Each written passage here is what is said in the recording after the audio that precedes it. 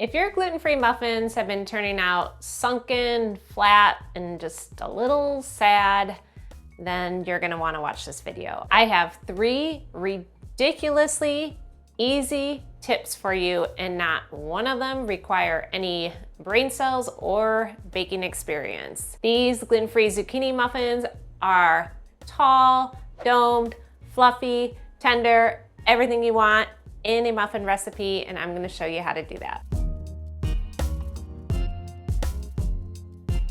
All right, here's your first tip. When you're making zucchini muffins, zucchini has a lot of water in it, and gluten-free flour has a hard time absorbing all that extra moisture. So what I'm gonna do is I'm grating my zucchini first, and you will need 2 cups, which is 200 grams. Then after it's grated, measure the zucchini. So you don't wanna compress it down, just kind of lightly put it into the cup, and then transfer it to paper towels. And the reason I'm doing this is I'm just gonna wrap this up kind of gently and set it aside while I'm making my muffin batter, and that absorbs the extra water in the zucchini, so you're not putting a ton of extra liquid in there unintentionally. Okay, so it all comes together in a large bowl. I have a half a cup of packed brown sugar, which is 117 grams, half a cup of granulated sugar, which is 100 grams, a fourth of a cup of oil. You could use any preferred oil, and that is not a lot of oil, which is good because the zucchini has a lot of moisture in it. So we don't have to add a lot of extra oil to the muffins to make them nice and moist. And then 1 large egg and 2 teaspoons of vanilla. And then just whisk that together.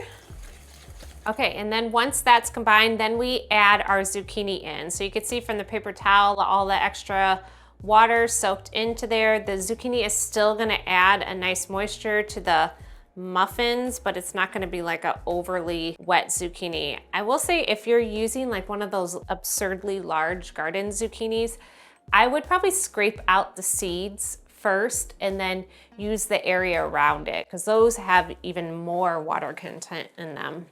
And then just combine that. Okay, now we're ready for our dry ingredients. So I have a cup and a half of gluten-free all-purpose flour, which is 214 grams. This recipe is pretty forgiving. With bread recipes, I usually strongly recommend a certain gluten-free flour. I do always use cup for cup, but since we're adding these simple tricks in there, it helps with the gluten-free flour to kind of make this more of a universal recipe between all the gluten-free flours. And then we have a teaspoon of baking powder, a half a teaspoon of baking soda, and then 1.5 teaspoons of cinnamon. And then just stir that all together.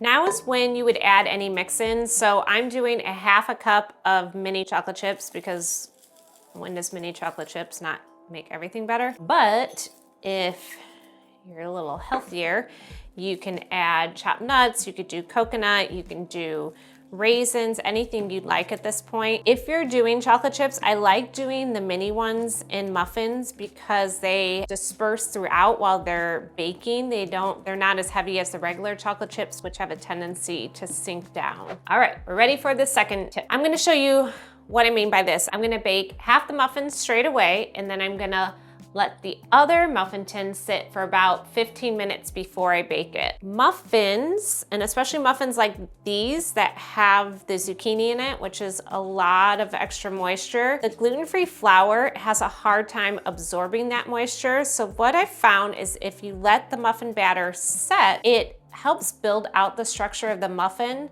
so they bake up taller and more domed. Otherwise, the gluten-free flour can't absorb it as well, so the extra time resting just kind of gives it some insurance of soaking up all that moisture before we bake, because muffins don't have a long baking time, so you don't have a lot of time in the oven for that gluten-free flour to absorb all that. I like filling muffins with this 4 tablespoon trigger scoop. It makes it so much easier. And when you're filling muffins, I also find that if you fill it more towards the top, so about 3/4 full, it gives it a better, nice dome tops to them as they bake. So while the muffin is resting is when I'll preheat my oven to 350.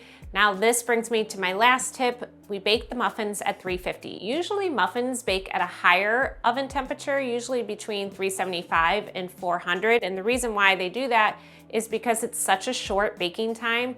They need to rise really quickly, so that higher heat helps them rise quickly and it sets the crust. Now with gluten-free muffins, I find if they rise really quickly, then they have a tendency to deflate after. So I like doing a slower, more gentle rise, which is why I'm doing them in a 350 oven. They'll still rise, but it gives that time, that extra time for the moisture to evaporate and to set the crust of the muffins so they don't deflate when they come out. So super easy tips. And I will show you what they look like when we rested the batter and we didn't rest the batter. Okay, so here's our muffin comparison. So this one was baked right away. This one I rested for 15 minutes before it bakes. So you can just tell there will not be a huge difference in how they taste. This might have a little bit more of that grittier texture just because it had less time to sit. But you can definitely tell from the shape of it where these are more domed. Okay, so if you want to zhuzh these up at all, you can add chopped nuts to this. You can add berries. You could add like an orange zest or a lemon zest, coconut, raisins. I have all of those amounts on my recipe and you can find that link below. The other thing is I have this recipe in a zucchini loaf form too, and I will link to that into the description below. Okay, I'm gonna take one for the team here. The kitchen smells too good for me to not try these. Oh my gosh, the melty chocolate and the zucchini. Oh my gosh. Thank you so much for watching. You can find the full printable recipe below and I will see you in the next video.